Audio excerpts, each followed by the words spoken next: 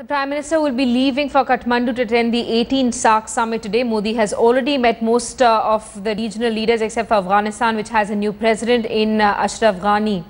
Modi had invited the South Asian leaders for a swearing-in ceremony on the 26th of May as part of his government's outreach to the neighbourhood. During his address at the SAARC Summit today, Modi will lay out his vision for regional cooperation in South Asia and India's approach for harnessing development potential in the region.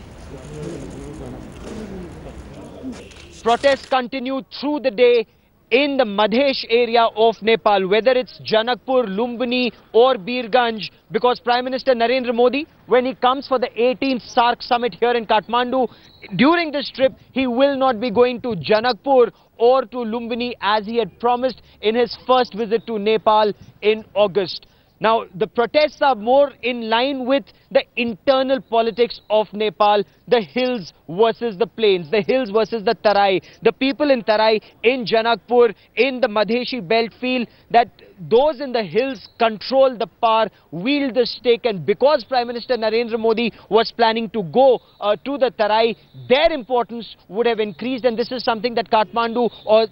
some politicians in Kathmandu are not too keen on this. But this is something that political parties in Kathmandu are desperately trying to tell the people of the Tarai belt that this is not the case. It's Prime Minister Narendra Modi's earlier engagement in India which is compelling him not to go to Janakpur and Lumbini during this trip. Now, sources in Government of India are saying the Prime Minister is very keen to go to Janakpur, to go to Lumbini and link up Janakpur with Ayodhya, Lumbini with Bodh Gaya. Cultural tourism is something, religious tourism is something which is high on Prime Minister Narendra Modi's agenda, and even though he may not be able to visit Lumbini and Janakpur in this visit,